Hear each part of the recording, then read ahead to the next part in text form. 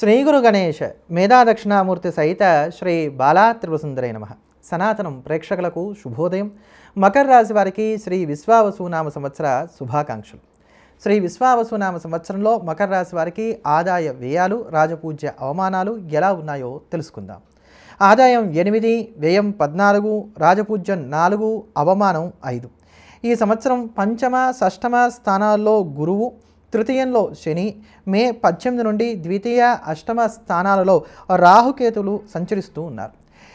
ఏలినాడు శని మీకు సంపూర్ణంగా తొలగిపోయింది.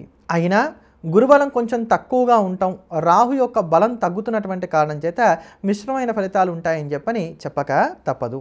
ఇక వృత్తి, ఉద్యోగ, వ్యాపారాల పరంగా మనం గమనించినట్లయితే కనుక సంవత్సర ప్రథమార్థం ఉద్యోగస్తులకు అనుకూలంగా ఉంటుంది. పదోన్నతి పొందడానికి, ప్రమోషన్స్ రావడానికి అవకాశాలు ఏర్పడుతున్నాయి. ద్వితీయార్థం కొంత ప్రతికూలంగా సాగుతున్నది కనుక మధ్య భాగం నుంచి కొంచెం జాగ్రత్తలు పాటించుకునేటువంటి ప్రయత్నం చేయడం అనేది మంచిది. నిరుద్యోగులు సంవత్సర ప్రథమార్థంలోనే ఏదో ఒక ఉద్యోగాన్ని సముపార్జన చేసుకునేటువంటి ప్రయత్నం చేయాలి. లేకపోతే తర్వాత నుంచి కూడా ఆ మాత్రపు ఉద్యోగాలు కూడా రావడానికి అవకాశాలు కొంచెం తగ్గుతాయి. ఉద్యోగస్తులు తోటి వారిపై ఫిర్యాదులు చేయడం, ప్రతిదానిని కూడా పట్టించుకోవడం మానివేయవలసినటువంటి కాలం ఈ సంవత్సరం.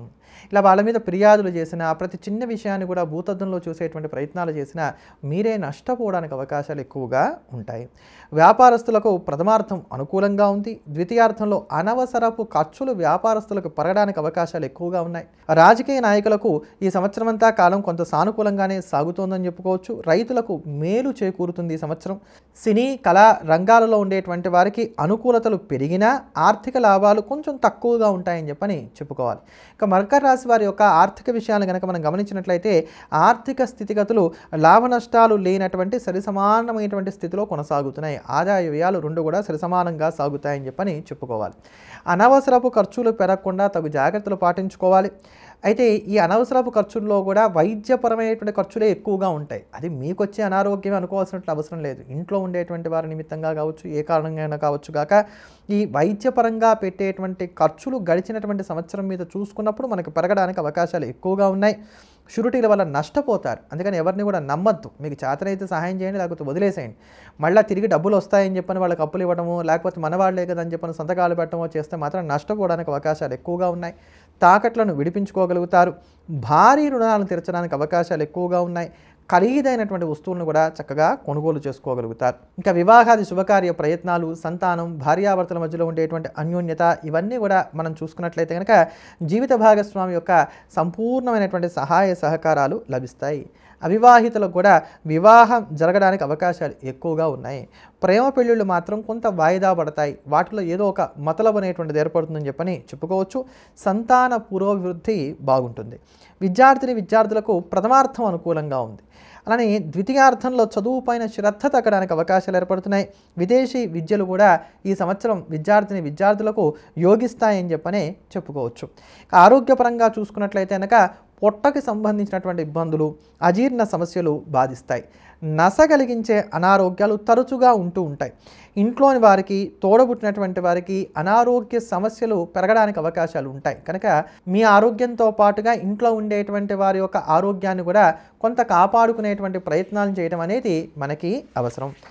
అలానే విదేశీయాన వ్యవహారాలు కనుక మనం చూసుకున్నట్లయితే విదేశీయాన ప్రయత్నాలు కొంత సానుకూల పడతాయని ఇక్కడ చెప్పుకోవచ్చు. గ్రీన్ కార్డు ప్రయత్నాలు కూడా ఫలించడానికి అవకాశాలు అధికంగా గోచరిస్తున్నాయి.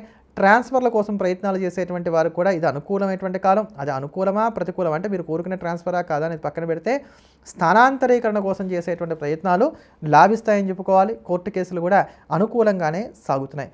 మొత్తం మీద సందర్భోచితంగా వ్యవహరించడం ఇది మాత్రం చాలా ముఖ్యం ఈ సంవత్సరం. కనుక లౌక్యాన్ని కలిగి ఉండండి. ముక్కుసూటితనాన్ని పక్కన పెట్టేటువంటి ప్రయత్నం చేయండి. ఫ్రాంక్నెస్, దీనివల్ల పెద్ద ప్రయోజనం లేదండి. ఎక్కడ తగ్గి ఉండాలి, ఎక్కడ ఒదిగి ఉండాలి, ఎక్కడ ఎలా ప్రవర్తించాలి, ఈ విచక్షణ చాలా అవసరం. కనుక ఈ సంవత్సరం సందర్భోచితంగా వ్యవహరించడం అనే దాని మీదనే మీకు ఉండేటువంటి లాభ నష్టాలు కావచ్చు, మంచి చెడులు కావచ్చు, ఇవన్నీ కూడా ఆధారపడి సాగుతున్నాయనేటువంటి మాటను 1-2 సార్లుగా జ్ఞాపకం పెట్టుకునేటువంటి ప్రయత్నం చేయండి. స్థిరాస్తులు లిటిగేషన్లో ఉండడానికి అవకాశాలు గోచరిస్తున్నాయి. ఆర్థికమైనటువంటి వివాదాల్లో చిక్కుకోకుండా తప్పుకు తిరుగువాడు ధన్యుడు సుమతి అన్నట్లుగా జాగ్రత్తగా వ్యవహరించేటువంటి ప్రయత్నం చేయాలి. స్త్రీలకు పుట్టింటి వారితో మాట పట్టింపులు ఏర్పడడానికి అవకాశాలు గోచరిస్తున్నాయి. ఇక నక్షత్రాల వారీగా చూసుకున్నట్లయితే కనుక ఉత్తరాషాఢ 2, 3, 4 పాదాల్లో ఉన్నటువంటి వారు ఈ సంవత్సరం చెప్పుకోదగినటువంటి క్షేత్రాలను సందర్శనం చేయడానికి అవకాశాలు ఏర్పడుతున్నాయి.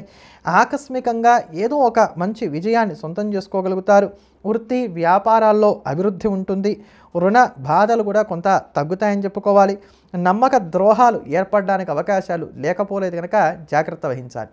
ఇక శ్రవణ నక్షత్రంలో ఉన్న వారిని చూసుకున్నట్లయితే కనుక వీరికి రుణ సంబంధమైనటువంటి ఇబ్బందులు పెరుగుతాయి. మానసిక చింత ఎక్కువగా ఉంటుంది. కుటుంబ సభ్యుల యొక్క సహకారం కొంత అనుకూలంగా ఉన్నప్పటికీ మీరు వాటిని అందిపుచ్చుకోవడానికి అవకాశాలు కొంచెం తక్కువగా ఉన్నాయి. నూతన ప్రయత్నాలు ఏవైతే ఉన్నాయో ఇవన్నీ కూడా లాభిస్తాయి. ఇంకా ధనిష్ట నక్షత్రం 1, 2 పాదాల్లో ఉన్నటువంటి వారిని కనుక మనం చూసుకున్నట్లయితే వృధా ప్రయాణాలు ఎక్కువగా ఉంటాయి. ఏదో ఒక ఆటంకం, ఆ ఆటంకాన్ని అధిగమిస్తే తప్ప విజయం లభించదు. ఇలా విఘ్న పరంపరతో కూడుకున్నటువంటి విజయాలు ఉంటాయి. కుటుంబ వ్యక్తులకు ఇబ్బందులు కలగడానికి అవకాశాలు ఉన్నాయి. మాట పట్టింపులు ఏర్పడతాయి. వృధా ఖర్చులు పెరుగుతాయి. ఇటువంటి ఈ దోషాలన్నీ కూడా తగ్గించుకోవడానికి, యోగాలను మరింతగా వృద్ధి చేసుకోవడానికి మకర రాశి వారు ఈ సంవత్సరం ఎటువంటి పరిహారాలు పాటించాలో గమనిద్దాం. మీరు శ్రీ గురు చరిత్రను సప్తాహ పారాయణ చేయటం అనేది మంచిది. ఈ శ్రీ గురు చరిత్ర దత్తాత్రేయ స్వామి వారికి సంబంధించిన దాన్ని సప్తాహ పారాయణం వారం విడిచి వారంగా చేసినట్లయితే మరింత అనుకూలమైనటువంటి ఫలితాలను సొంతం చేసుకోగలుగుతారు. అలానే కేతు సంచారం కొంత ప్రతికూలంగా ఉన్నటువంటి కారణం చేత శ్రీకాళహస్తీశ్వర క్షేత్రానికి వెళ్ళటం, అక్కడ చక్కగా రాహుకేతు పూజ చేయించుకోవడం అనేది మంచిది. ఎలాగో ద్వితీయ రాహు కూడా అంత యోగకారకుడు కాడు కనుక మే తర్వాత నుంచి కూడా కాళహస్తీశ్వర క్షేత్రానికి వెళ్ళి అక్కడ రాహుకేతు పూజ చేయించుకోవడం అనేది మీకు చెప్పదగినటువంటి సూచన. ప్రదేవతానుగ్రహం చేత ఈ సంవత్సరం అంతా కూడా మీకు సమస్తమైనటువంటి శుభాలు కూడా కలగాలని చెప్పి నేను ప్రార్థన చేస్తున్నాను. మరోమారు మళ్ళీ కలుద్దాం. ఎల్లప్పుడూ దేశాన్ని ప్రేమిద్దాం, దైవాన్ని స్మరిద్దాం. స్వస్తి.